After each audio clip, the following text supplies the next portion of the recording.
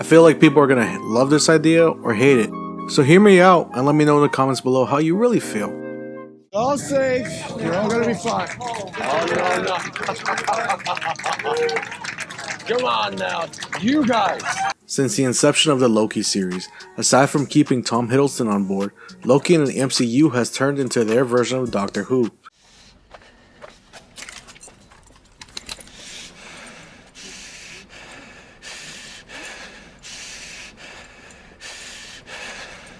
Multiple versions, time travel, traveling to other planets, goofy moments, big bad villains, corrupt organizations, and so forth. Listen, I like Doctor Who, so I get it, but it's definitely not where I thought the direction of Loki would go as a character, and maybe not where a lot of fans thought it would go. Not that it's bad or anything, in fact, I think there were a lot of fun moments in the series. I think the train episode was a highlight.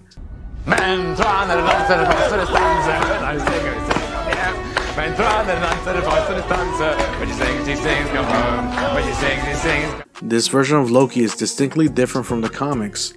It's not a bad thing, but I think that there's a lot of missed story opportunities by keeping him in this role. That being said, I think Booster Gold can play the role of the DCU better than Loki ever could, as his whole character revolves around time travel shenanigans. Viewpoint, it's more like a big ball of wibbly wobbly, timey-wimey stuff. A little later, I'll go over how DC should adapt this character and concerns about why I think they won't. But for now, I think it's important we touch upon the origins of Booster to better understand him as a character. Today, I'm going for the gold. You get it?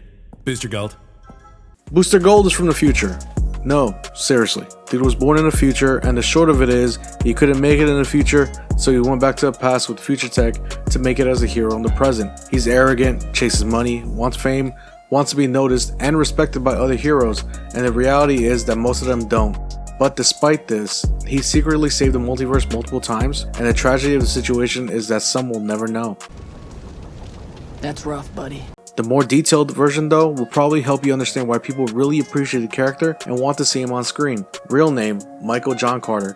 He was born in 25th century Gotham City. He had a twin sister and they had a crappy dad who gambled away all the money. Despite this, he was a really good football player and went to Gotham University on a football scholarship, and he was good. He was a star quarterback, but unfortunately sometimes family sucks. His father came back into his life and asked him to lose games on purpose to help with his gambling addiction. He was caught and exposed, ruining his reputation. This leads him to getting a job as a night watchman at the Metropolis Space Museum.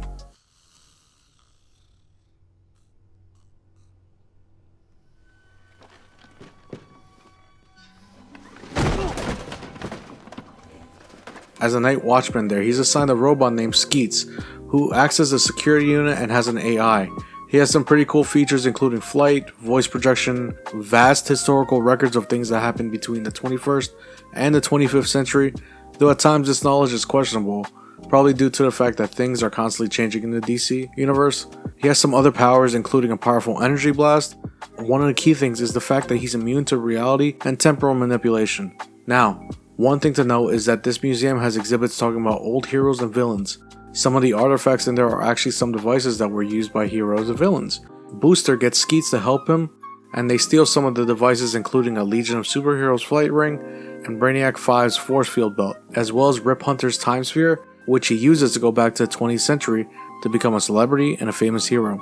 Throughout his time in the 20th century, he becomes a member of the Justice League with former Blue Beetle Ted Kord, and he actually builds a corporation to hold all the money he got from sponsorships and brand deals. Despite this though, he still managed to have his company go bankrupt. Repeatedly. It's a pattern of behavior. You're lazy, you're unprofessional, unfocused. Booster, you're the worst crime fighter I've ever known. Also, he loses an arm at one point, has his suit completely destroyed, his best friend Ted Kord dies. Listen, he's had it pretty rough, but the more interesting part to me is the use of the Time Masters and his role in protecting the timelines. Although, to be fair, he has had plenty of stories aside from the time travel aspect, yet since it's the core of his origin, I feel like it would be a pretty good use in the series.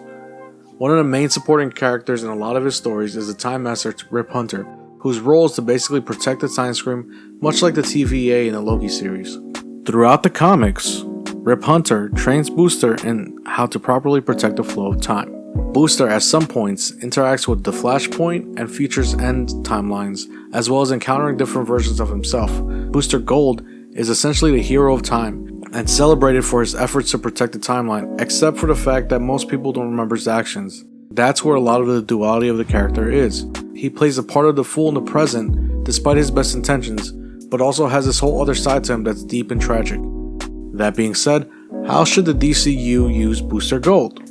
That's a hard one in a sense because the character has to be introduced to the mainstream audiences, but the problem is, since his appearances are mainly as part of teams or crossovers or team-ups, it comes down to the reality on whether this series is going to be cameo heavy or just establish him as a celebrity hero within the new DCU post-Flashpoint. Here's the thing, I don't know where in the release schedule Booster Gold will fall, but depending how far in, if they are willing to include cameos from the big three, as well as other characters, it'll probably be best to introduce him as an already established celebrity hero who isn't respected and trickle in his backstory. This way the show can move Booster into fixing the timeline, or stopping another villain from destroying the timeline. And if need be, the show could introduce alternate versions of heroes from older shows as fill-ins for big name actors, or introduce alternate versions of characters like the Batman from the Gotham by Gaslight series, or even Superman Red Sun. The problem here is that Legends of Tomorrow used this concept, but I think it suffered from lack of budget and the ability to use certain characters. So, if James Gunn is serious about this show, then he will definitely need to bring in a larger budget and not be afraid to touch upon characters in the larger film universe. Also, this series could serve as an introduction to the Ted Kord version of Blue Beetle, who at this point we are unsure if he's set to make an appearance in the new film or not. If not, this gives Gunn the chance to really create his own canonical version of their friendship, which is one of the more memorable aspects to Booster Gold's character. Even something like we saw in the Brave and Bold animated series would be great. You and Booster were friends. It never came up. A consummate professional like you, friends with a dilettante like Booster?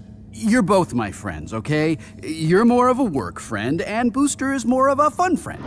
Fortunately and unfortunately though, I have a feeling this series will end up being more like Peacemaker, which isn't a bad choice at all because let's be real, Peacemaker on HBO Max was awesome.